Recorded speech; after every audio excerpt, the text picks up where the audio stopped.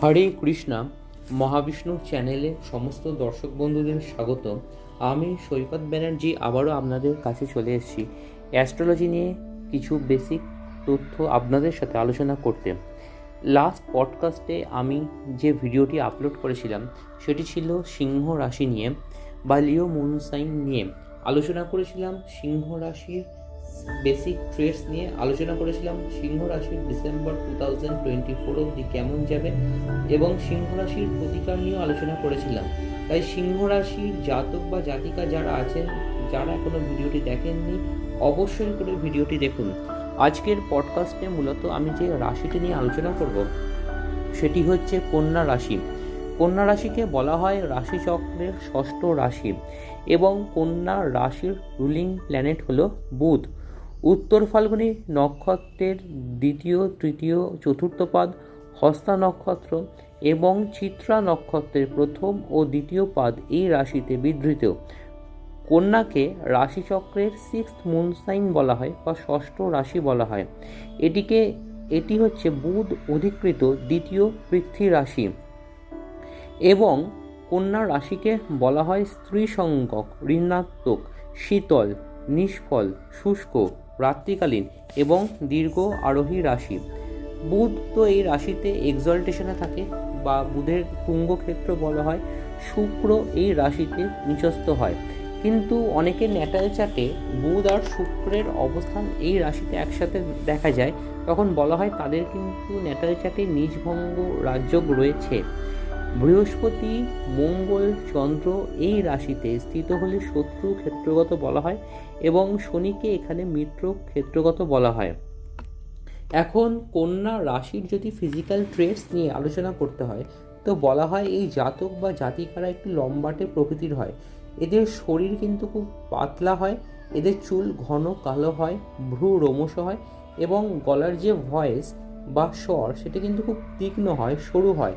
কন্যা রাশির জাতক বা জাতিকারা কিন্তু সর্বদা দ্রুত হাঁটে, তাদের কিন্তু পেটে ভুঁড়ি লক্ষ্য করা যায় না এবং এরা যেহেতু খুব কর্মতৎপর তাই এদের কিন্তু প্রভৃত বয়সের চেয়ে খুব কম বয়সী মনে হয়। এদের নাক সোজা হয় এবং এটা ইন্ডিকেট করে কন্যা রাশির জাতক বা জাতিকারা কিন্তু অত্যন্ত বুদ্ধিমান প্রকৃতির হয়, কিন্তু এরা ধূর্ত হয় না, এরা খুব ইন্টেলিজেন্ট হয়।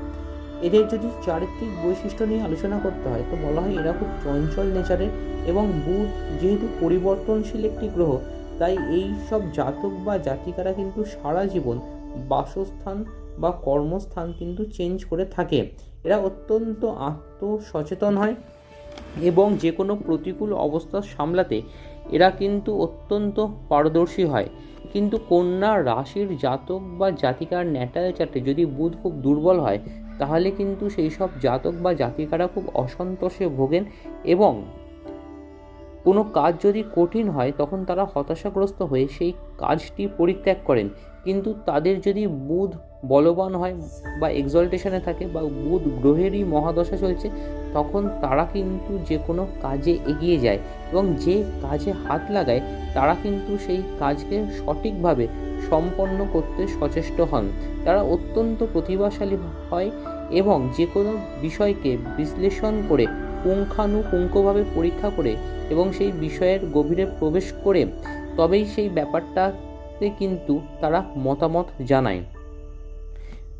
এবং কন্যা যেহেতু পৃথ্বী রাশি, এদের মধ্যে কিন্তু অর্থ সঞ্চয় করার একটা ব্যাপার কিন্তু খুব লক্ষ্য করা যায়। এরা অত্যন্ত বিচক্ষণ হয় এবং প্রত্যেকের অজ্ঞাত সারে কিন্তু এরা অল্প অল্প করে কিন্তু অর্থ জমাতে থাকে এবং বুধ যেহেতু এদের লগ্নপতি, তাই এরা কিন্তু বিজ্ঞান বিষয়ে পড়াশোনা কিন্তু খুব পছন্দ করে। এবং সবথেকে বড় ব্যাপার হলো কন্যা রাশি বা লগ্নে যদি শনি স্থিত হয় তখন সেই সব জাতক বা জাতিকারা কিন্তু খুব অলস হয় এবং সব বিষয়কে সহজ বা হালকাভাবে গ্রহণ করে। এখন কন্যা রাশির যদি প্রেজেন্ট প্ল্যানেটারি ট্রেডস নিয়ে আলোচনা করতে হয় তো বলা যায় লগ্নে এই মুহূর্তে কেতুর অবস্থান রয়েছে, কেতু হস্তা নক্ষত্রে রয়েছে, বাট কেতুকে কিন্তু বৃহস্পতি ডাইরেক্টলি দৃষ্টি দিচ্ছে। তাই কন্যা রাশির জাতক বা জাতিকাদের যে একটা হতাশা চলছিল যে একটা ডিপ্রেশন চলছিল, একটা মেলাঙ্কলিক মুড চলছিল, সেটা কিন্তু তারা এখন অনেকটাই কাটিয়ে উঠতে সক্ষম। এবং লগ্নের ওপরে যেহেতু বৃহস্পতির একটা দৃষ্টি লক্ষ্য করা যাচ্ছে, তাই তাদের মধ্যে যে কোনো ব্যাপারে কিন্তু একটা খুব ম্যাচিওর্ড আন্ডারস্ট্যান্ডিং লক্ষ্য করা যাচ্ছে। কিন্তু কন্যা রাশির জাতক বা জাতিকার যে ব্যাপারটা থেকে সব থেকে কেয়ারফুল থাকতে হবে, সেটা হচ্ছে শোল্ডার রিলেটেড কোনো পেন বা ইনজুরি থেকে কেয়ারফুল থাকতে হবে। দ্বিতীয়ভাবে বুধের যেহেতু ডাইরেক্ট একটা অ্যাসপেক্ট রয়েছে, তাই কন্যা রাশির জাতক বা জাতিকারা কিন্তু এই মুহূর্তে ফরেন কোনো ল্যাঙ্গুয়েজ শিখতে পারে, তাতে কিন্তু তারা যথেষ্ট উন্নতি করতে পারবে। তৃতীয় ভাবের ওপর বৃহস্পতি, রবি আর শুক্রের একটা দৃষ্টি রয়েছে, তাই কন্যা রাশির জাতক বা জাতিকা যাদের ভাই আছে তাদের কিন্তু কার্ডিওলজিক্যাল কোনো হেলথের কোনো প্রবলেম অ্যারাইজ করতে পারে। চতুর্থভাবে রুলিং প্ল্যানেট বৃহস্পতি বা জুপিটার এই মুহূর্তে নবমভাবে বসে রয়েছে। নবমভাবে বৃহস্পতি এখন কৃত্তিকা নক্ষত্রে রয়েছে এবং সূর্যের খুব ক্লোজ প্রক্সিমিটিতে রয়েছে। তাই ফোর্থ হাউসকে যেহেতু মেটার্নাল প্লেস বলা হয়, ফোর্থ হাউস থেকে প্রপার্টি রিলেটেড কোনো কিছু জাজ করা হয়, তাই বলাই যেতে পারে কন্যা রাশির জাতক বা জাতিকার কিন্তু মাতৃস্থান এই মুহূর্তে একটু টপসি-টার্ভি বা ডিস্টার্ব কন্ডিশনে রয়েছে। এবং যেহেতু চতুর্থভাবে রুলিং প্ল্যানেট কম্বাসশন রয়েছে, তাই এদের কিন্তু এখন মাঝে মাঝেই পারিবারিক অশান্তি দেখা যাচ্ছে। পঞ্চমভাবে রুলিং প্ল্যানেট স্যাটার্ন ষষ্ঠভাবে রয়েছে, তাই কন্যা রাশির জাতক বা জাতিকার যাদের সন্তান আছে তাদের এই মুহূর্তে একটু সন্তানদের পড়াশোনায় বাধা চলছে, কিন্তু জুলাই 2024 অনওয়ার্ড সেটা কিন্তু অনেকটাই ঠিক হয়ে যাবে। ষষ্ঠে যেহেতু শনির অবস্থান রয়েছে, তাই কন্যা রাশির জাতক বা জাতিকাদের যেই ব্যাপারটা থেকে সব থেকে কেয়ারফুল থাকতে হবে, লোন রিলেটেড কোনো ব্যাপার থেকে কেয়ারফুল থাকতে হবে। এবং এদের ফিজিক্যাল ট্রেটসকে যদি এখন জাজ করতে হয়, তো বলা যেতে পারে যে ব্লাডে বিলিরুবিন লেভেল একটু বেড়ে যেতে পারে বা এনলার্জমেন্ট অফ লিভার বা স্প্লিন হওয়ার একটা সম্ভাবনা লক্ষ্য করা যাচ্ছে। সপ্তমভাবে মঙ্গল রাহু রয়েছে, তাই স্পাউসের সাথে কিন্তু মাঝে মাঝে একটা অশান্তি হতে পারে বা ডিফারেন্স অফ ওপিনিয়ন কাজ করতে পারে। দশমভাবে রুলিং প্ল্যানেট বুধ অষ্টমে রয়েছে, কর্মস্থানে এই মুভমেন্টে একটু বাধা চলছে, বাট সেটা কিন্তু অনেকটাই ঠিক হয়ে যাবে জুলাই 2024 থেকে। নবমভাবে যেহেতু বৃহস্পতি, রবি আর শুক্র রয়েছে, তাই কন্যা রাশির জাতক বা জাতিকার কিন্তু হায়ার স্টাডিজ লক্ষ্য করা যাচ্ছে এবং দূরে গিয়ে পড়াশোনা করলে কিন্তু বেশ উন্নতি লক্ষ্য করা যাচ্ছে।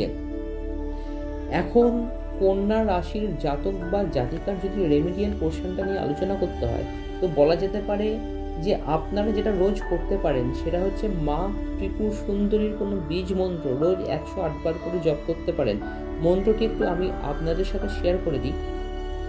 ওম ঐং ত্রিপুরা দেব্যৈ বিদ্মহে ক্লিং কাম ঐশ্বর্যৈ ধীমহি সৌ তন্ন ক্লিন্নে প্রচোদয়াৎ ওং।